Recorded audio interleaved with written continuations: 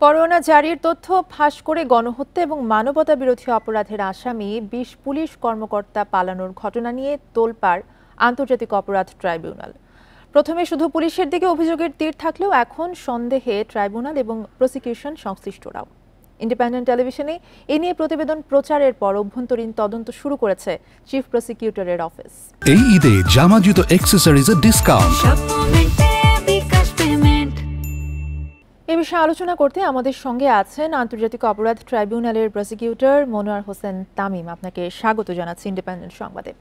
শুরুতেই আপনার কাছে জানতে চাইব যে পরোয়ানা জারির তথ্য মুহূর্তেই কিভাবে ফাঁস হয়ে যাচ্ছে, এতে আসলে কারা জড়িত?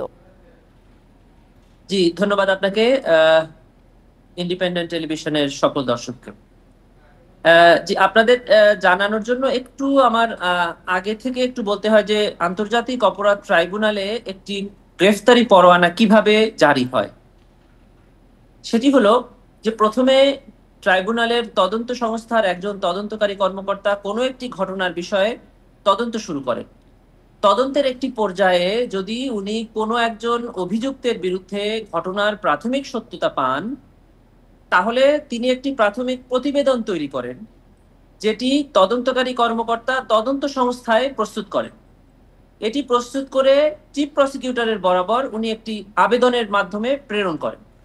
চিফ প্রসিকিউটর এটি গ্রহণ করে একজন প্রসিকিউটরের মাধ্যমে অথবা উনি নিজে আদালতে ফাইল করার জন্য একটি অ্যাপ্লিকেশন ফাইল করেন for issuing warrant of arrest.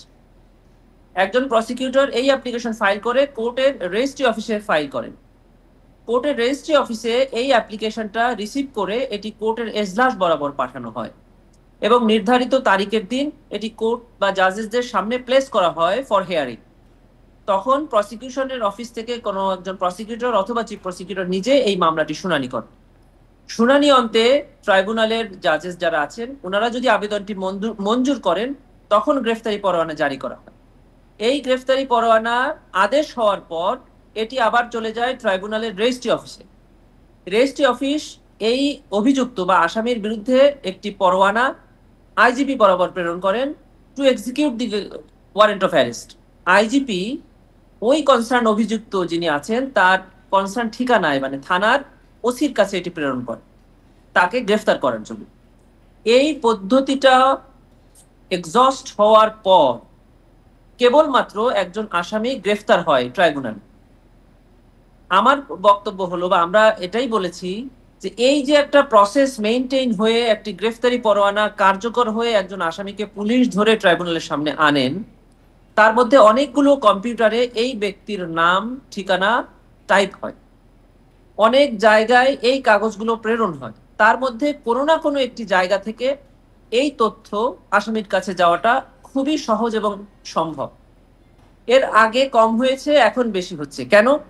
সেটি হলো যে ট্রাইব্যুনালের আগের মামলার আসামিগুলো ছিল সকলেই সিভিলিয়ান, আর এখন ট্রাইব্যুনালের যে এই ক্ষেত্রে আমি আপনার কাছে আরেকটা বিষয় একটু জানতে চাইবো যে বলা হচ্ছে যে প্রথমে শুধু পুলিশকে সন্দেহ করা হলেও এখন কিন্তু সন্দেহের তালিকায় ট্রাইব্যুনাল এবং প্রসিকিউশন সংশ্লিষ্টরাও রয়েছেন। কাউকে কি চিহ্নিত করা গেছে কিনা? জি না, আমরা এখনো কারো বিরুদ্ধে বা কারো বিরুদ্ধে সুনির্দিষ্ট ভাবে সন্দেহ করছি না। তবে যেহেতু তদন্ত সংস্থা থেকে আমাদের প্রসিকিউশন অফিসে আসার পর এবং রেজিস্ট্রি অফিসে ফাইল করার পর এই অভিযুক্তরা তাদের কর্মস্থল থেকে পলায়ন করেছেন, অতএব আমরা ধারণা করছি যে এই তিনটি সংস্থার কোনো একটি সংস্থা থেকে, যেহেতু তদন্ত সংস্থা বেশিরভাগই পুলিশ আর আমাদের সংস্থায় সকলেই সিভিলিয়ান এবং রেজিস্ট্রি অফিসেও সকলেই সিভিলিয়ান, অতএব আমরা কাউকেই সন্দেহের বাইরে রাখছি না। আমরা চেষ্টা করছি যে খুব শীঘ্রই আমরা এর সত্যতা বা এর ক্লু পেয়ে যাব যে কিভাবে এই তথ্যগুলো লিকড হয়ে যাচ্ছে। সেক্ষেত্রে কি ঈদের পরে আন্তর্জাতিক অপরাধ ট্রাইব্যুনালের বিচার কাজ শুরু হচ্ছে? জি, বিচার কাজ শুরু হওয়ার সাথে আসামি গ্রেফতারের কিন্তু কোনো সম্পর্ক নেই।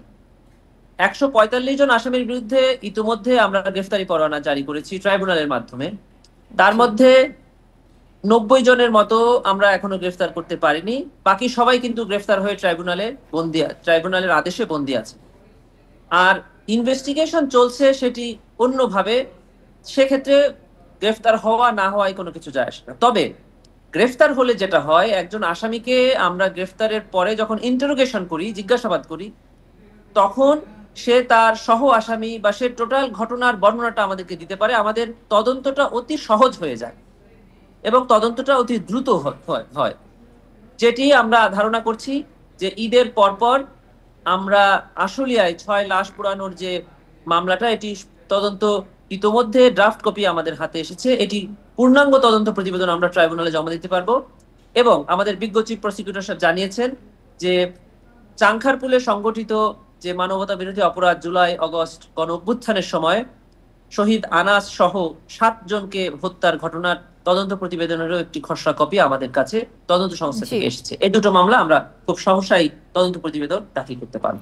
জি, আপনাকে অনেক ধন্যবাদ আমাদের সাথে যুক্ত হবার জন্য।